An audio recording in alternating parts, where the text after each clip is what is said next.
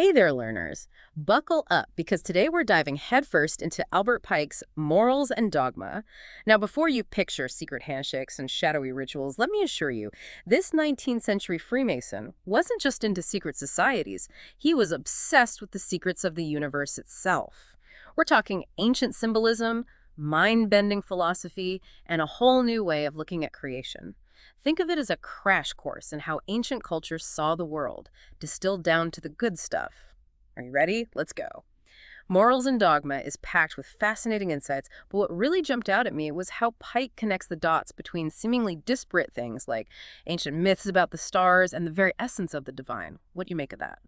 Polk was fascinated by how ancient civilizations viewed the cosmos. They didn't just see constellations, they saw gods and goddesses, each representing a different force of nature. And these celestial bodies weren't just distant objects, they were intimately tied to their lives, especially agricultural cycles. It's like their entire existence revolved around the rhythms of the cosmos, Kirk. Exactly. And Pike argues that the act of creation itself was often linked to these celestial bodies. He dives deep into the Egyptian myth of Osiris, betrayed and dismembered by Set. Hold up, Osiris. Isn't he that god who gets chopped up and scattered across Egypt? The very same. Now, Pike saw this myth, and others like it, not just as gruesome tales, but as metaphors for the cyclical nature of life, death, and rebirth themes that are constantly playing out in the universe. Osiris's death and resurrection symbolize the harshness of winter, giving way to the life-giving return of spring. Okay, so we've got these ancient cultures looking to the skies for guidance, seeing the stories of the gods reflected in the seasons. And Pike's arguing that these myths hold deeper meaning, right? Right. He connects these dying god narratives to a concept that pops up across cultures, the spiritual regeneration of man.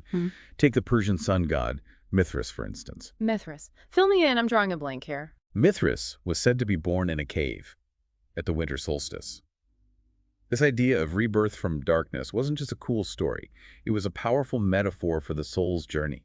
It's about moving through cycles of death and rebirth, like the sun each day, descending into darkness only to rise again, bringing light and warmth.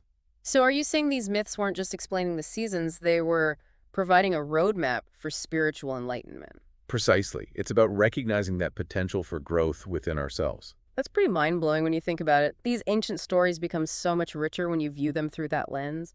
But Pike doesn't stop there, does he? He goes even further, claiming the universe itself is one giant living being. Right. Again, he connects this to the concept of pantheism, the idea that everything is divine, not separate from the natural world. So instead of a god who created the universe, it's more like the universe itself is God. In essence, yes.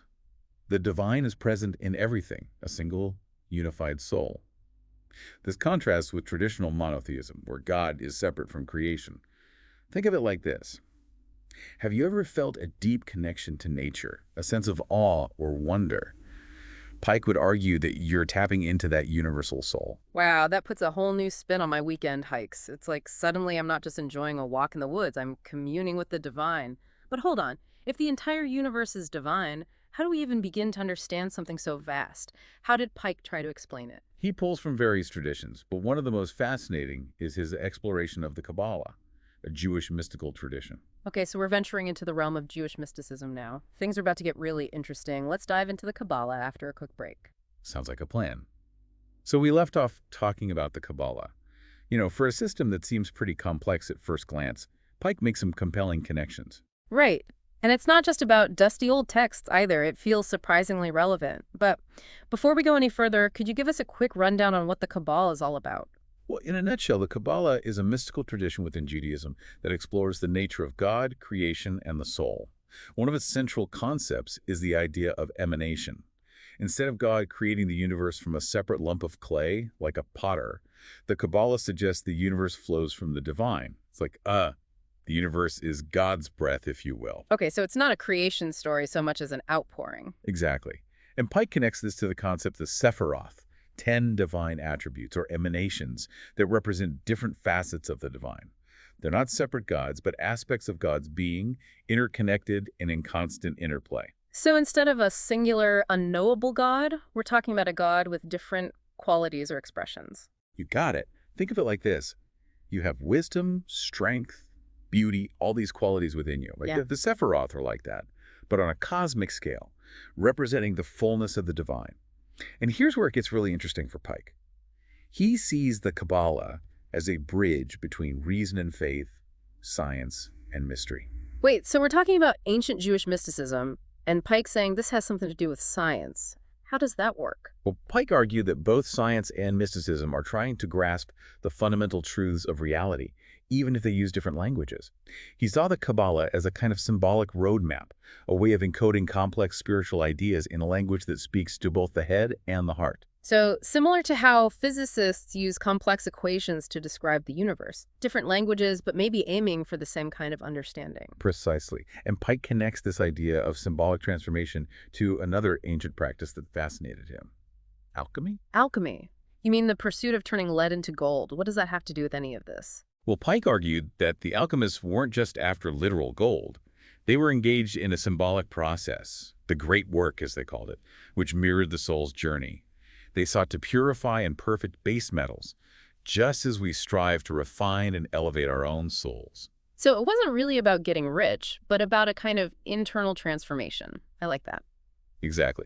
For Pike, it was all about understanding the fundamental principles of nature, the underlying laws of creation, and the potential for human transformation through knowledge and understanding.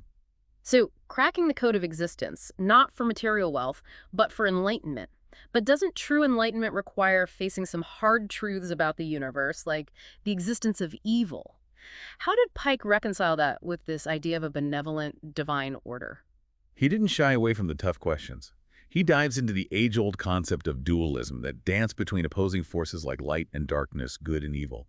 Pike argued that these forces aren't just in constant battle, they're actually essential to creation itself. So it's like that saying, you can't have light without darkness. Precisely.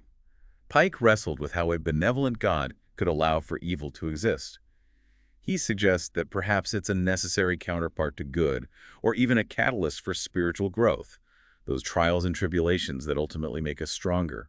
So maybe those challenges, even the dark times, serve a purpose in the grand scheme of things. That's actually quite comforting when you think about it. And this is where Pike brings in the concept of free will.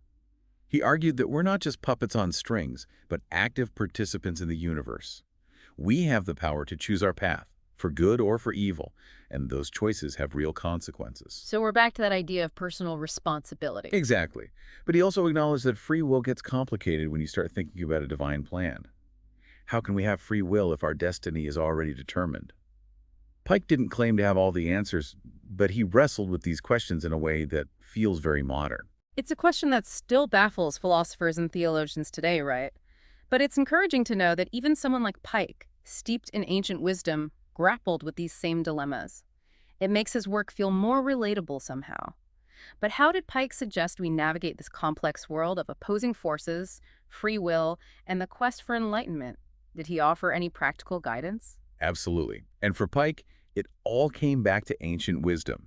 He argued that these traditions hold timeless truths about how to live meaningful and fulfilling lives. Okay, so let's talk practicalities. What were some of the key takeaways from morals and dogma that we can apply to our own lives today? Well, first and foremost, Pike stressed the importance of virtue. He saw ethical conduct as fundamental to spiritual growth. So it's not just about understanding the universe in your head, but about living in a way that aligns with those truths. Exactly. He also believed strongly in service to others. He saw Freemasonry as a framework for enacting those principles, encouraging individuals to use their knowledge and understanding to make a positive impact on the world. It's like he's saying, okay, you've gained all this knowledge, now what are you going to do with it? Go out and make the world a better place. Precisely. For Pike, knowledge wasn't just about accumulating information. It was about transforming ourselves and contributing to the betterment of humanity. And he provides some fascinating insights into how to actually go about doing that. Well, I'm definitely intrigued. Let's pick this back up, and then we'll explore those practical insights. So before we left off talking about Pike, encouraging us to use our understanding of the universe to live more ethical and compassionate lives. But he didn't stop there, did he? He goes even further, delving into the ancient practice of numerology, understanding the deeper meanings behind numbers. It's not just about counting anymore, is it?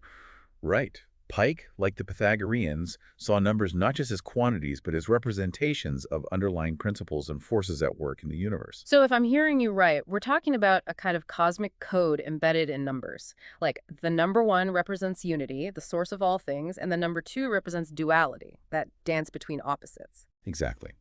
For Pike, these numbers were more than just symbols. They were keys to unlocking deeper truths about creation. Take the number 3, for instance. He saw it as a representation of the triad, that creative force that emerges from the interplay of unity and duality. 3. That's interesting. Reminds me of the Trinity in Christianity, Father, Son, and Holy Spirit. 3 distinct entities forming a unified whole. I wonder if Pike would have drawn a connection between those ideas. Well, he very likely would have. He saw this concept of the triad reflected in other traditions as well, such as the 3 pillars of Freemasonry: wisdom, strength, and beauty. He even connected it to ancient Egyptian and Greek mythology, where you have these recurring triads of gods and goddesses. It's like this archetype of the triad, this pattern of 3 shows up again and again across cultures and throughout history. It makes you wonder if there's some deeper significance to it, right? Precisely. Mhm. And Pike suggests that understanding these numerical symbols gives us a deeper insight into the structure of the universe and the nature of the divine.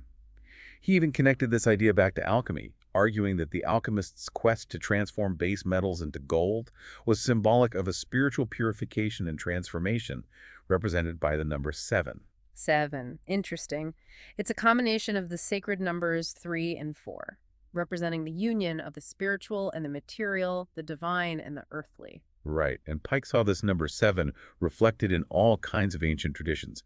The 7 planets known to the ancients, the 7 days of creation, even the 7 chakras in Hindu tradition. So it's like these numerical patterns are a secret code, a language of the universe that we're only beginning to decipher. It's pretty mind-blowing. But Pike didn't just focus on numbers. He also stressed the importance of understanding the elements: fire, water, earth, and air, as fundamental forces at play in both the physical and spiritual realms. So we're back to the ancient Greek concept of the 4 elements.